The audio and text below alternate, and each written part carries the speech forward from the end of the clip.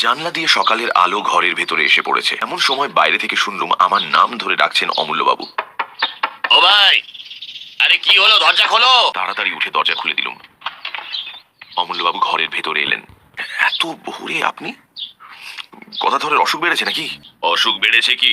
এই অল্প সময় গদাধর প্রায় সেরে উঠেছে। বলেন কি? কি করে ছাড়লো? গদাধরের কোনো অসুখ তো হয়নি, সে পড়েছিল পিশাচের পাল্লায়। আপনি কি চারিদিকেই এখন পিশাচের স্বপ্ন দেখছেন? গদাধর কেন বেঁচেছে জানো? কাল দিন রাত তার শিয়রে বসে আমি পাহারা দিয়েছি বলে কারুকে তার ত্রিসীমানায় আসতে দিইনি। কাল রাতে আবার কেউ যদি তার রক্ত শোষণ করত, তাহলে আজ আর তাকে জীবিত দেখতে পেতে না। রক্ত শোষণ? অমূল্যবাবু আপনি কি বলছেন? কে তার রক্ত শোষণ করতো? তুমি জানো আমার বাড়ি দোতলা। গদাধরকে আমি দোতলার ঘরেই শুইয়ে রেখেছিলুম পাহারা দেবার জন্য। তার পাশে বসে কাল সারা রাত আমি কাটিয়ে দিয়েছি। কালকের রাতের ঝড় বৃষ্টির কথা তুমিও টের পেয়েছো বোধহয়। আজ রাতে ঝড় বৃষ্টির বেগ অত্যন্ত বেড়ে ওঠে। সেই সময় বই পড়তে পড়তে হঠাৎ মুখ তুলে দেখি জানালার ঠিক বাইরে একটি স্ত্রী মূর্তি দাঁড়িয়ে রয়েছে। দোতলার ঘর, মাটি থেকে সেই জানালাটা অন্তত 20 ফুট উঁচু।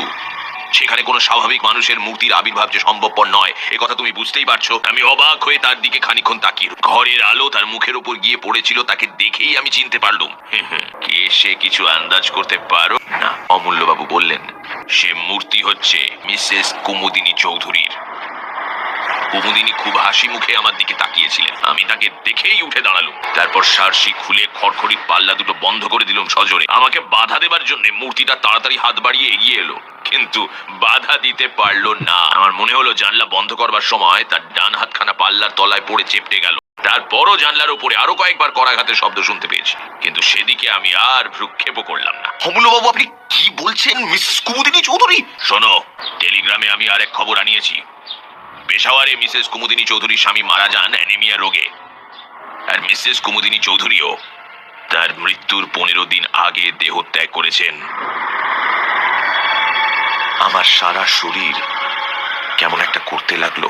টেবিলের একটা কোণ ধরে তাড়াতাড়ি চেয়ারের উপর বসে পড়লুম। অনেকক্ষণ পরে নিজেকে সামলে নিয়ে অমূল্যবাবুর কাছে আমিও কাল রাতে যা দেখেছি সেই ঘটনাটা খুলে বললুম।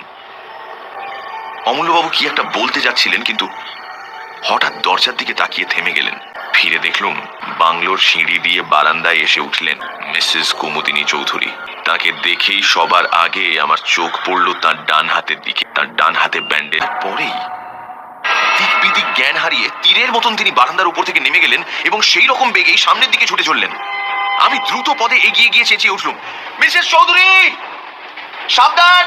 Train train! Mrs Chowdhury, Mrs Chowdhury সাবধান! ট্রেন! সঙ্গে সঙ্গে শুনলুম তীক্ষ্ণ এক মর্মভেদী আর্তনাদ। স্থির হও ভাই, স্থির হও। ট্রেনে যে চাপা পড়লো ও কোনো মানুষের দেহ নয়, ও হচ্ছে কোনো পিশাচের আশ্রিত দেহ। ঝাঁঝার গোরস্থানে মিসেস কুমুদিনী চৌধুরীর দেহ কবর দেওয়া হলো। এই ভীষণ ঘটনার ছাপ আমাদেরও মনের উপর থেকে ধীরে ধীরে অস্পষ্ট হয়ে আসতে লাগলো। কিছুদিন পরে একদিন নদীর ধার থেকে ফিরতে আমার রাত হয়ে গেল। সে রাতটা ছিল চমৎকার। পরিপূর্ণ পূর্ণিমা নদীর জলকে যেন মেজে ঘষে রূপোর মতো চকচকে করে তুলেছে। প্রাণে হঠাৎ গান গাইবার স্বাদ হলো। এমন রাতের সৃষ্টি তো গান গাইবার জন্যই, কিন্তু গান গাইবার উপক্রম করতেই সামনের দিকে তাকিয়ে যা দেখলুম তাতে আমার বুকের রক্ত যেন হিম হয়ে গেল। পথের একটা মোড় ফিরে প্রায় আমার সামনে এসে দাঁড়ালেন মিসেস কুমুদিনী চৌধুরী। আমার দেখবার কোনো ভুল হয়নি।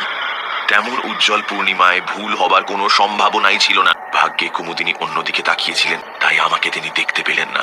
তার দেহ যেন মাটির উপর দিয়ে পা ফেলে হেঁটে যাচ্ছে না, শূন্য দিয়ে ভেসে যাচ্ছে একখানা মেঘের মতন। এবং আমিও ছুটতে লাগলুম রুদ্ধশ্বাসে, আতঙ্কে ও বিস্ময়ে বিহ্বল হয়ে।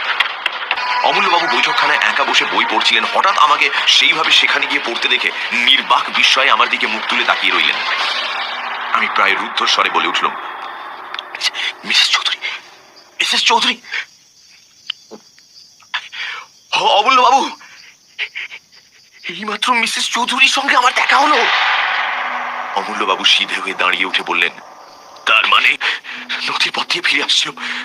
মিসেস কুমুদিনী চৌধুরী প্রায় আবার পাশ দিয়ে এই মাত্র চলে গেলেন অমূল্যবাবু। অমূল্যবাবু হাত ধরে আমাকে টেনে নিয়ে দ্রুত পদে ঘর থেকে বেরিয়ে এলেন। তারপর বাগানের কোণ থেকে একটা শাবল ও একখানা কোদাল তুলে নিয়ে কোদালখানা আমার হাতে দিয়ে বললেন, এসো।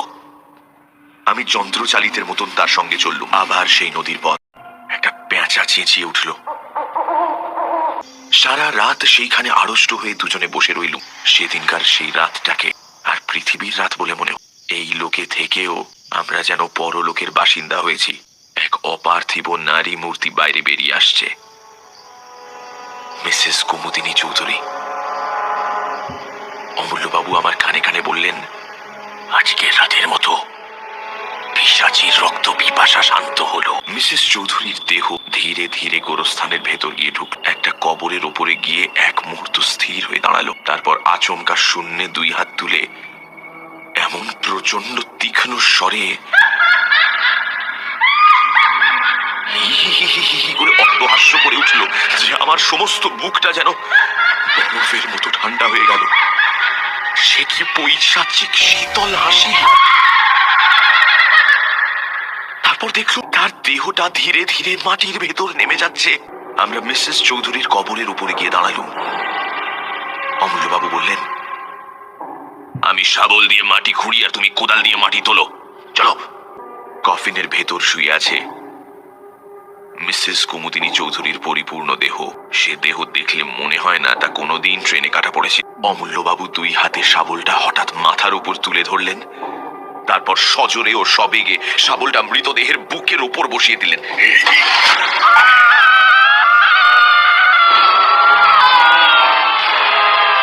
ইঞ্জিনের বাঁশির আওয়াজের মতো এক তীব্র দীর্ঘ আর্তনাদে আকাশ বাতাস পরিপূর্ণ হয়ে গেল। তারপর সব চুপচাপ।